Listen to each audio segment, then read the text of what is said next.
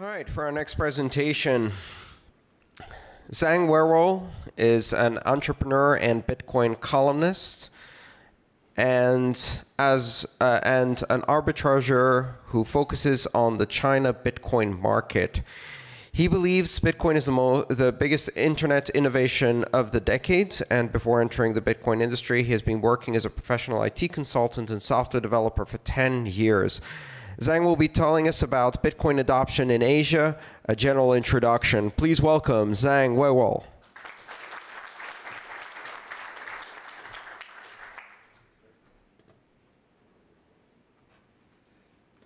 Hello.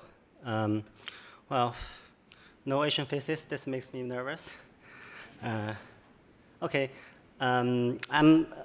Yesterday I have been here. Everybody is pretty optimistic from Bitcoin. I'm going to talk about Bitcoin's problem, not Bitcoin's problem, China's problem.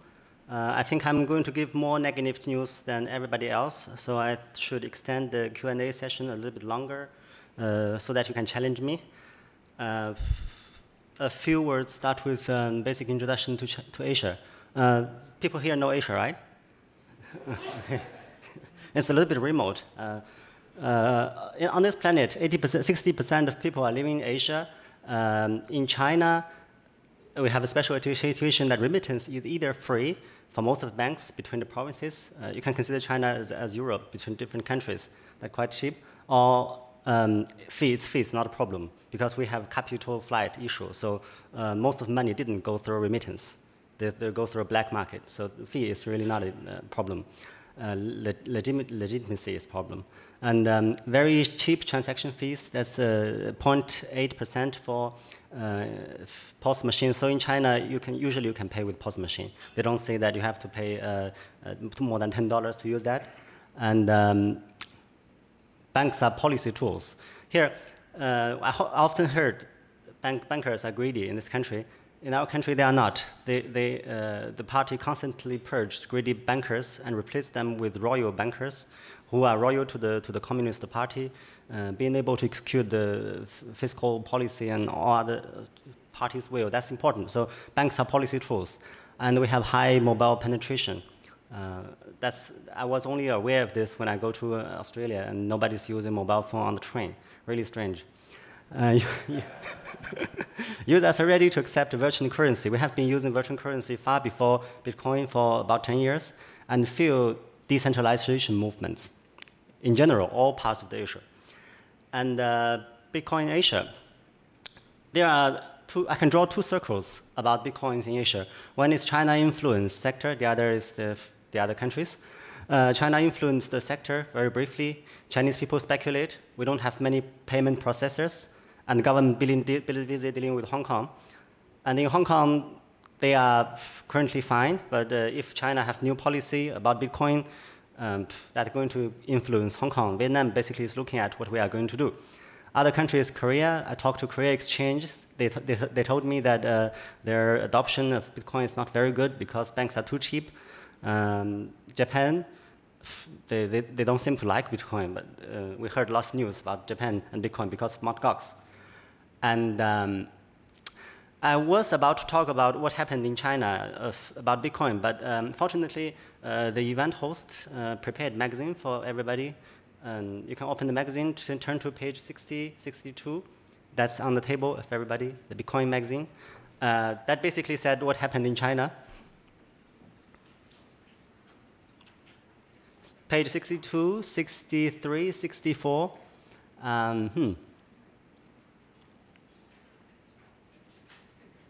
There has a Chinese ideograph, two Chinese characters on it. You can't miss it. China made a name in the mainstream media because of China. Bitcoin made a name because the price, the buying power of China pulled up Bitcoin price to over 1,000 CNY and later over 1,000 USD. That started from China. And that's the point where I addressed myself. I made a small name by predicting this event. And later I become a columnist writing about China market thanks to my prediction. So I know it. And the things, I often realize that people outside of China are time after time shocked by things happening in China. Like suddenly people buy a lot of things and suddenly people sell them off. I'm not too surprised every time, so I think I'm well informed about the market. This is only satisfies my ego. Correct predictions. Skip it. China, the government says Bitcoin. China is quite particular where the market doesn't decide it, government decided. There's one thing similar from China and the West, that the government and regulators don't understand Bitcoin.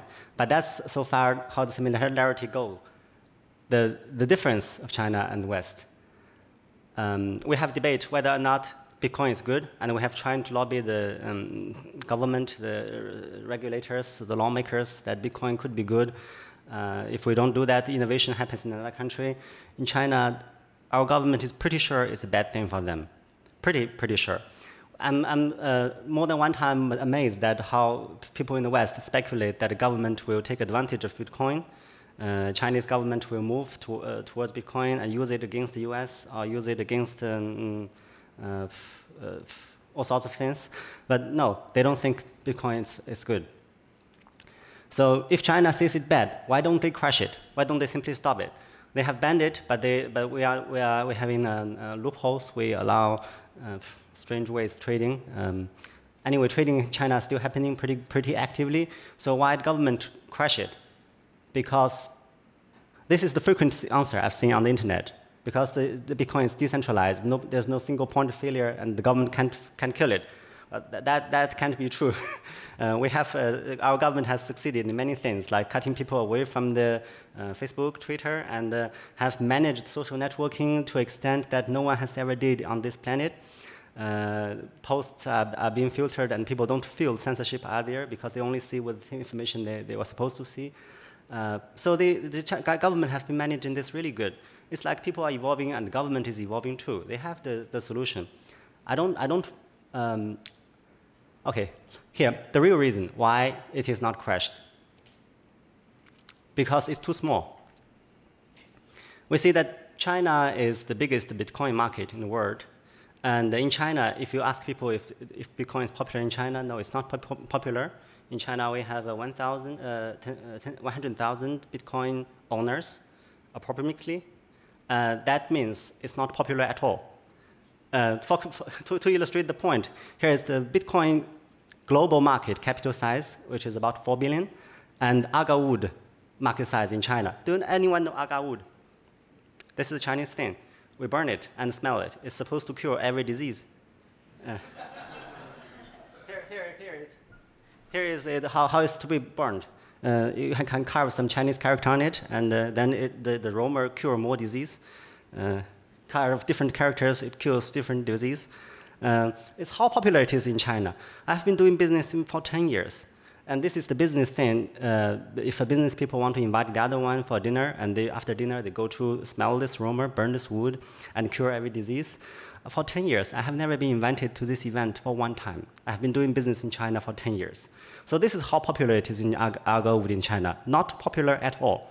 And the market size of this thing in China is equals to the Bitcoin size in the world. When we talk about China, it's a different magnitude. Here is what government sees Bitcoin. Our government current financial, most important task on fiscal or financial sector is to control civil finance. This is the size of civil finance market. On the left side is the size of Bitcoin. So it would be really, really, really strange if our government take the same effort to crash the civil finance as they do to Bitcoin. And in fact, government's reaction to Bitcoin, starting from January this year, that 5 ministers in China co-signed a document banning Bitcoin transaction using the banking system, so people have to do cash deal or people have to do it anonymously. This is already overkill. I expect Chinese government to crash Bitcoin to make it difficult to grow. I didn't expect it to be so heavy a move. It's already, China government is already reacting to Bitcoin. They cannot overreact it to anymore. So that's why we don't see movements. We don't see government crash Bitcoin. But if Bitcoin grows, then the government will act. And it has an impact on Hong Kong and Vietnam market as well, and probably in the West, because the government impacted the market. But early this year, they did it once. They probably could do it again. This is how the government sees Bitcoin. Our government, my speculation, think that Bitcoin is going to die by itself, because a lot of things at this size died by itself. They don't have to move. They move if it's big. And if it's big, the Chinese system in general believe Americans want to control things more than we do. In fact, we control things a little bit more, but we believe the US will act first. And most important thing for our government, at that moment they are doing quite well, is to establish confidence in centralization, to make people believe centralization is better than decentralization.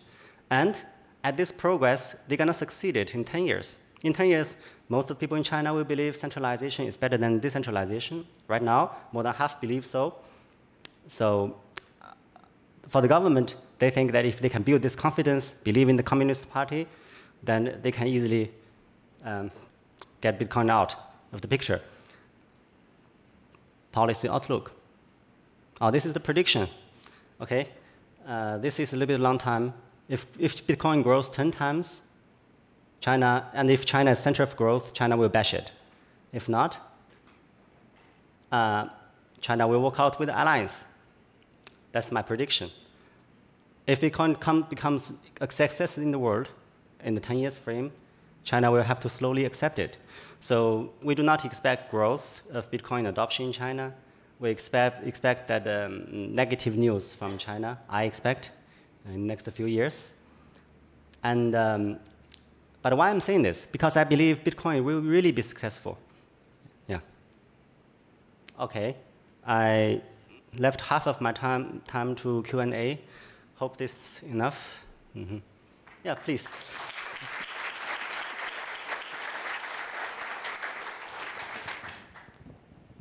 Please, please. How would you change your predictions if there are currency crises in the US dollar and the euro and in these other fiat currencies? Did everyone hear that? Can you say that question again? Would you change your prediction about China's reaction to Bitcoin if at the same time as Bitcoin's possible great success, there is a major negative downturn in the value of fiat currencies, the US dollar, particularly those currencies used by China for trading with their biggest trading partners? Good question. If Bitcoin is going to impact currency.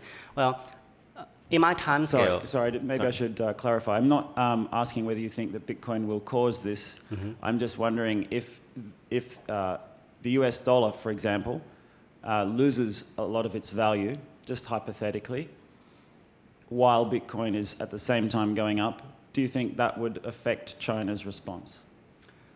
Okay, I cannot answer that question, but I can give a view. What is more likely is that China's currency will have its own problem. Our economy is one kind of the world. We have growth depth faster than any other countries in the last 50 years. So there will be a high chance that China yuan will collapse before USD. There's a high chance. And if that happens, the Bitcoin control will be stricter.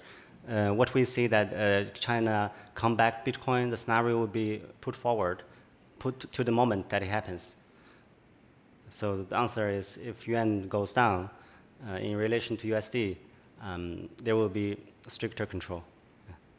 But I don't know about USD. Yeah, I thought a lot of people would challenge me. Yeah, please. Yes. Earlier, you mentioned some of the other countries in Asia and their reactions to Bitcoin, but have you asked about some of the other Asian regional economies, like Singapore, for instance? As well as Indonesia and the Philippines, because I know the Philippines, for instance, has a large overseas population, and they had considered the idea of electronic currency as a means of transferring money back to help boost their GDP, whereas Singapore, for instance, seems to be very much interested in the idea. They're just treating it as a standard foreign currency. what are your thoughts? Have you done your own research on some of the other Southeast Asian countries? No, sorry. All the work I've done are here. These countries I have contacts and I look into their market. The other markets I don't know. Please. There's another question. So I didn't get to see your slide with all of your great premonitions from the past year, but I'd love to know what your... Could you stand up? Where are you? Oh, sorry. I'm right over here. Yeah. I didn't get to see your slide from all your great premonitions from the past year, but would love to know what you think for the next 3 to 6 months on the price prediction of Bitcoin. Oh, next 3 months. Okay, this is another tough one. No, I don't know the next 6 months. Let me talk about more general about my observation. Maybe because I don't, after that China hype, I was closely watching market sentiment. But after that, the thing is no longer market sentiment. The thing is government policy. And this is harder to predict on the right time. But the trend is generally predictable. I would share another view of, between you. Right now, we are looking at, there was a talk before me about the world is going to go to decentralization in general. More and more is going to decentralize. We, each one are no longer following a hierarchical order of the world. I totally support that view. It's a very good thing to happen, and I believe humanity is walking towards that direction. But from my observation in China, it's going to the opposite direction. I don't mean that the world is going to evolve into decentralization, and China, I believe, will evolve into centralization for 5 or 10 years until it passes the world, until it the trend reverse. In my point of view, although I did a lot of policy study, I think Bitcoin is going to outlive this government in China. So I'm more looking into Bitcoin in the future. This government is not going to last very long. It's against the world development. Please. Thank you so much. This is fascinating stuff, Zhang. I wanted to ask you about the black market economy in China and slightly more specifically about capital flight. Just in the last several months, there's been a concerted effort to deal with government corruption. And I know that, for example, places like Macau have seen a massive increase in the use of those locations for expatriating corruption-originated money from China. Specifically in Macau, you can go into a store, you can buy a $25,000 Rolex with yuan on your EFT POS and charge it to your bank, and then you can return it for a cash refund 15 seconds later without actually touching the watch, and get the money in US dollars and wire it out from the shop next door. So it seems like, as you discussed before, loopholes are a big thing. We're seeing this happen in Macau. There's a bigger black market. Do you think Bitcoin will play a role for capital flight and expatriation of money in China, especially if there's a currency crisis? Right. I really believe it will happen, and I believe it so half a year ago when some people from Macau already trying to start this business. We met each other in a conference, and there were not too much development in Macau. So I was wondering maybe they started really slow, but I think it will play a role. And about capital flight, China is controlling it, but there are still many ways to get capital out of China and still active. When you look at China, you have to think about it as a hierarchical place where the leaders make decisions, and if the leaders doesn't kick, the things doesn't go through. So China has a much shorter attention span. If they focus on one thing, they would lose other focus. And it's like if you have a really big master, lord, king of the country, and he has to approve a lot of things, he missed this and that. Capital flight, if our leader gets time, they will control it. But right now, the most important thing is to boost the confidence for people to believe in a centralized government. So you see that they're trying to crash it. You see there are still loopholes. It's not let. It's just they don't have time. When they have time, they will come back to it. Yeah. And please?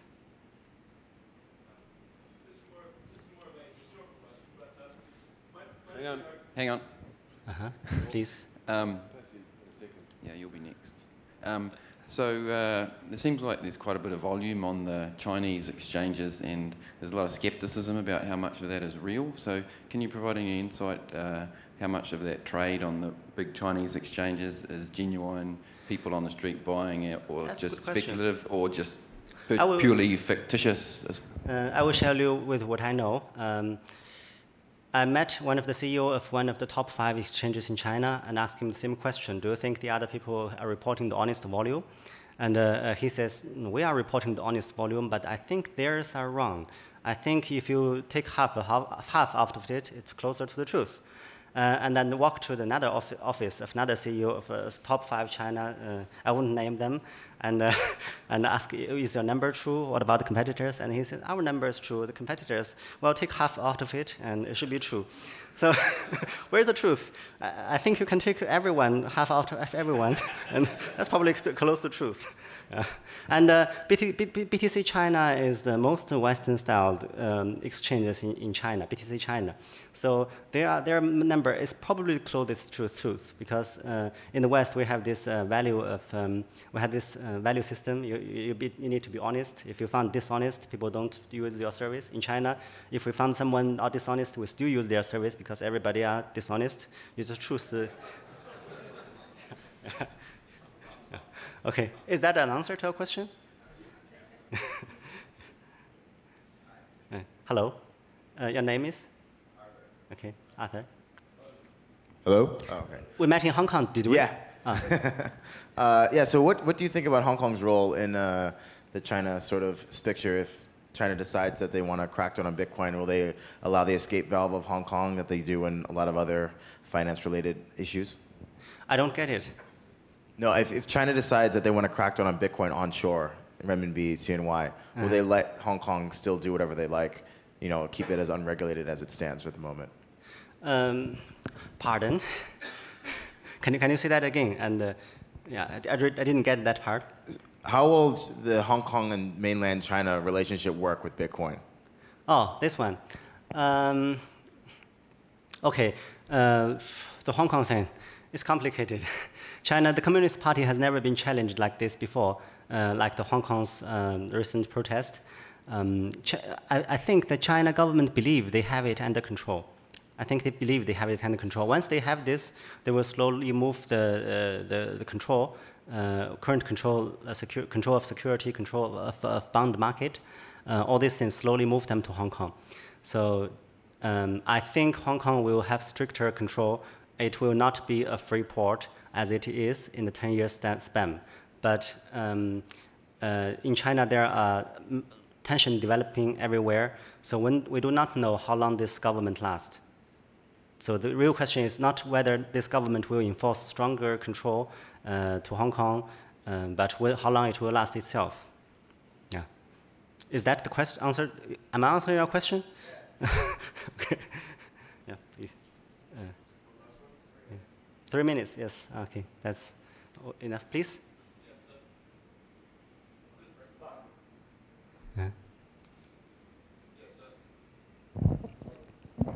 Yes, this is more of a historical question, but of the imperial dynasties of China, like the Ming Dynasty, for instance, yes, it could be argued that they were essentially early capitalist economies because they were fairly decentralized in an economic sense. Yeah. Would you imagine that if the current government decides to go the opposite direction, to potentially allow Bitcoin as a hedge in currency wars, do you think that it might be possible that there might be some kind of positive solution to this, that the mainland might keep Bitcoin around largely as a bet against, say, currency manipulation or currency wars from other blocks? Your question is essentially that will China go to a less centralized way of governing? Well, my question is that if, under certain circumstances, certain scenarios, might the mainland government decide to keep Bitcoin around as another layer of defense or insurance against currency attack? No. No, if Bitcoin is used by the government, people will learn a wrong lesson, that something started from the people can be good and can be used by the government. This is a very wrong lesson. After people learn this lesson, next lesson will people believe democracy, then this will be disastrous.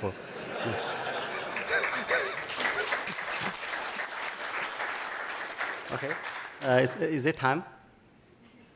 We have time for one quick Yeah, please.